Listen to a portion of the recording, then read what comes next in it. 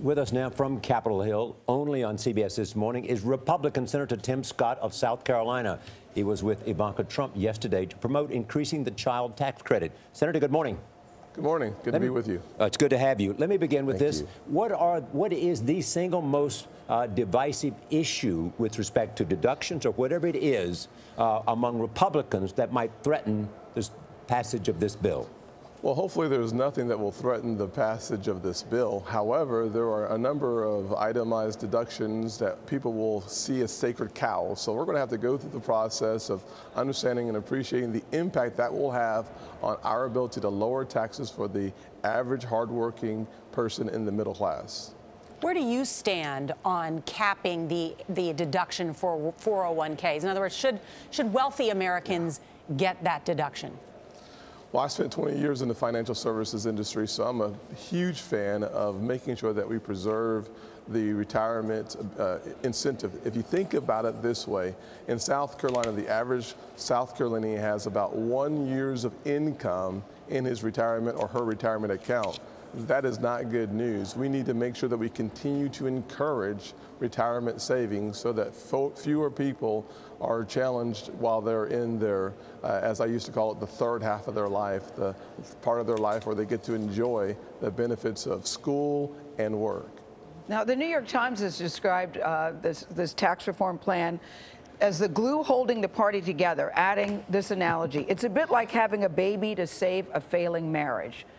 What do you think will happen if the tax reform plan doesn't pass? And has the Republican Party learned anything from the failure to repair and replace Obamacare that they could use in the tax reform plan to make sure that they have more success there?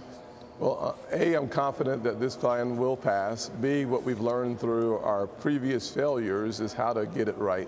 The reality of it is the House, the Senate, and the White House, we've been talking for months about tax reform. We were not all on the same page during the health care debate. We are on the same page as it relates to tax reform. Now we're going to have to work out the unique nuances between each plan, but the good news is we're looking at getting this done by Thanksgiving, so folks will have a great opportunity to understand what it is we're doing for them by the time we get to the holidays. So, Scott, you've had two colleagues in the Senate speak out against President Trump and the mood in the country.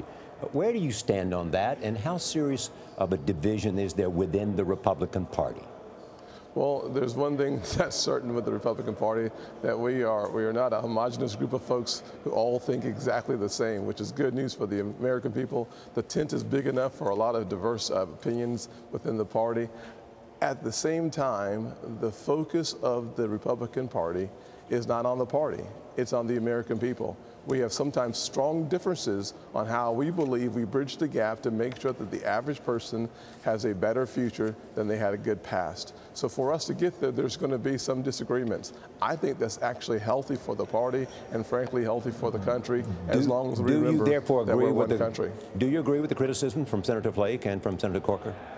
Well, I'm not going to get into the criticisms of any specific senator or individual. What I know is that healthy debate is necessary for us to challenge some of the highest priorities of the American people and the largest issues that loom large for our country.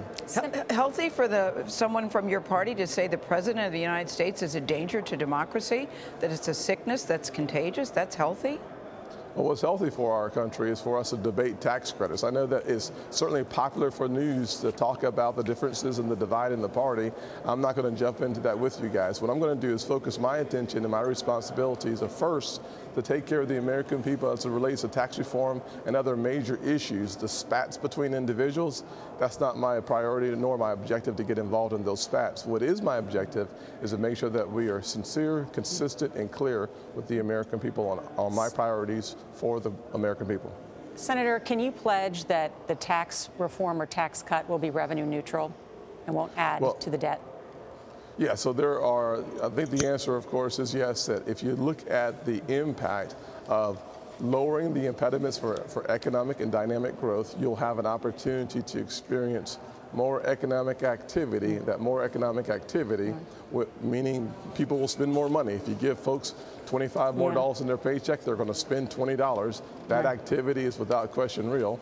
And with a small increase in activity, we'll see ourselves with a stronger, more dynamic economy. Senator Scott, we thank you for taking time to join us this morning. We really do appreciate that. Absolutely. Thank you. Thanks.